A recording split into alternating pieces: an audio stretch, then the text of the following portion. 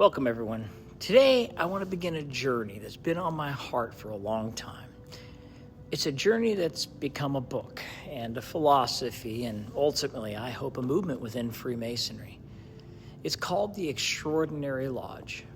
Now, before we talk about budgets, buildings, officer training, membership, programs, or strategic plans, we have to answer one simple question. What makes a lodge extraordinary? Many people would answer that question by talking about numbers. An extraordinary lodge has 100 members, or 200, or 500. Others would point to finances. It's the lodge that owns a beautiful building. It's the lodge with plenty of money in the bank. Some would point to ritual excellence. Others would point to education. Yet others would point to fellowship. And the truth is, those things matter, but none of them are actually what makes a lodge extraordinary. I visited lodges with absolutely beautiful buildings that felt empty.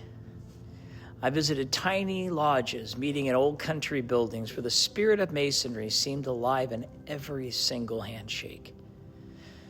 I met officers who could perform ritual flawlessly but struggled to know the names of the new brothers sitting beside them. I've also met brothers whose ritual, well, let's say it wasn't perfect, but whose love for the craft inspired every single person around them. So if an extraordinary lodge isn't measured by size, if it isn't measured by money, if it isn't measured by ritual perfection, what is it? I believe an extraordinary lodge is one that consistently transforms ordinary men into extraordinary men. That's it. Everything else is secondary. The purpose of a lodge is not simply to preserve tradition. Tradition matters, but tradition is a vehicle.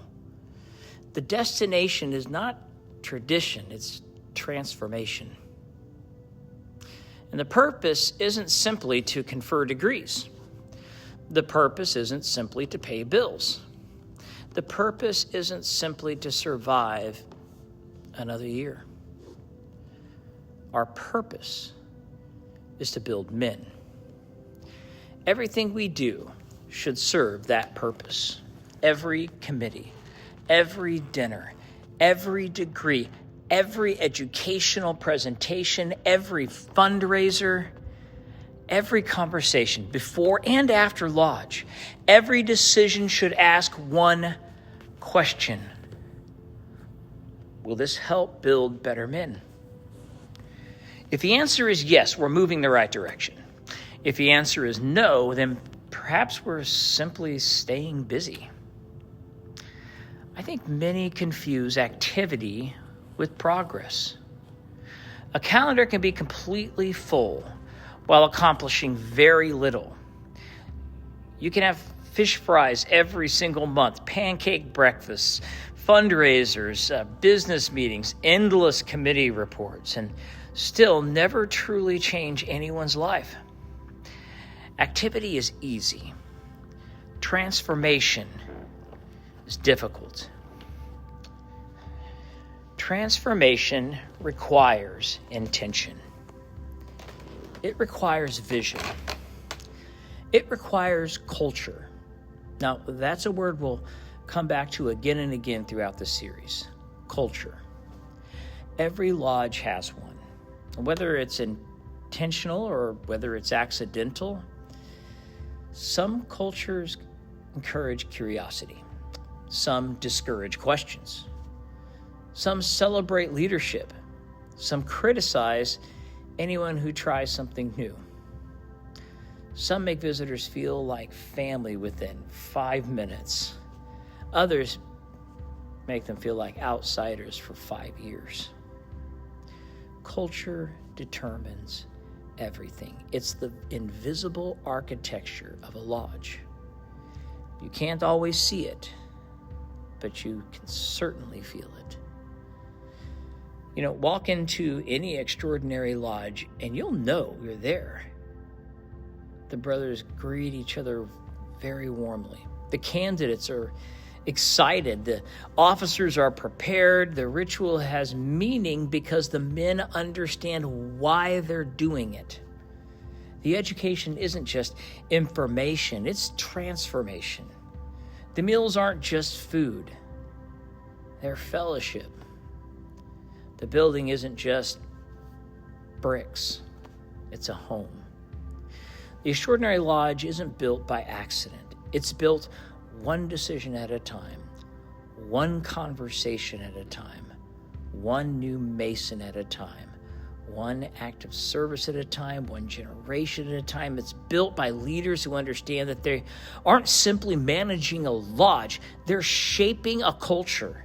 And one of the greatest lessons I've learned is this: people don't become extraordinary because someone tells them to.